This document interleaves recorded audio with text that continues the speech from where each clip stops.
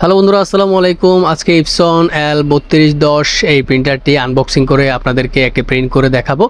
তো এই জন্য এই ভিডিওটা করার জন্য আমার সাথে আছে আমার কলিগ ইয়ামিন, সে এটাকে আনবক্সিং করছে।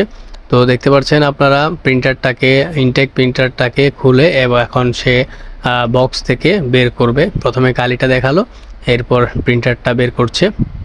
প্রিন্টারের সাথে দেখুন প্রিন্টারের USB কেবল, এটা হচ্ছে প্রিন্টারের USB কেবল। তো এরপর হচ্ছে প্রিন্টারটাকে আমরা এখানে যে পলিথিনে মোড়ানো আছে সেই পলিথিনটা থেকে আমরা খুলে নেব। প্রথমে টোটালি কথা হচ্ছে প্রিন্টারটাকে, এই যে দেখুন এখানে যে স্টিকারগুলো লাগানো আছে, এখানে যে ট্যাপগুলো লাগানো আছে প্রিন্টারে, যেটা স্টিকারও বলি বা ট্যাপও বলি, এগুলোকে আপনারা প্রথমে খুলে নেবেন। সবগুলোই আপনারা খুলে নেবেন। খুলে নেওয়ার পরে আস্তে আস্তে করে খুলে নেওয়ার পরে এরপরে আপনারা প্রিন্টারের যেই কালিয়ে থাকবে, তো যে ইঙ্কগুলো আছে সেই ইঙ্কগুলো আমরা এখানে প্রিন্টারের ভিতরে প্রবেশ করাই দিব। কিভাবে প্রবেশ করাবো সেটাও আমি আপনাদেরকে পুরো ভিডিওতে দেখিয়ে দিব। তো তার জন্য একটু ধৈর্য সহকারে অপেক্ষা করুন, দেখতে থাকুন। এই হচ্ছে ইঙ্ক রিফিলের জায়গা।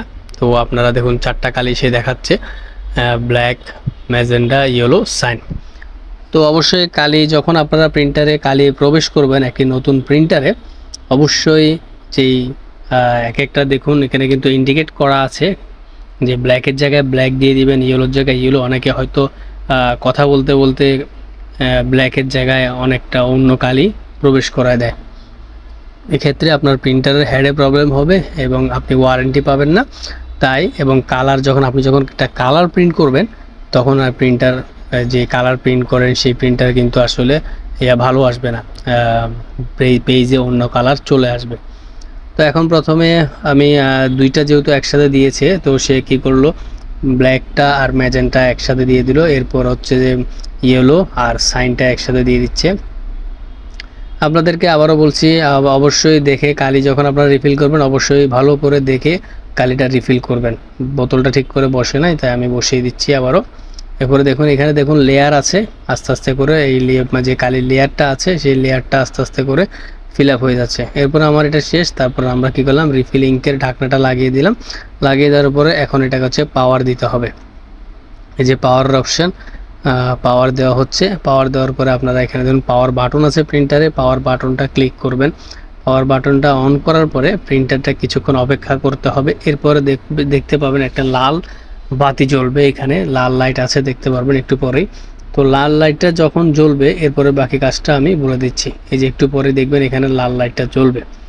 লাল লাইট জ্বলার পরে এই যে দেখুন আসতেছে, আগে আসুক আমি দেখাচ্ছি।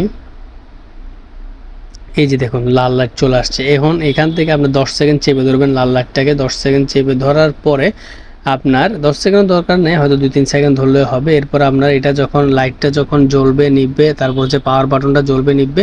নেবার পরে আপনারা একটু 10-15 মিনিট সময় নেবে। নেওয়ার পরে প্রিন্টারটা যখন রেডি মোড হবে, তারপর আপনারা চাইলে প্রিন্টার থেকে ফটোকপি করতে পারেন, অথবা প্রিন্টার ল্যাপটপ বা কম্পিউটার দিয়ে আপনারা প্রিন্ট দিতে পারেন। তো আমি কম্পিউটার দিয়ে একটা প্রিন্ট দিয়ে আপনাদেরকে দেখিয়ে দিচ্ছি।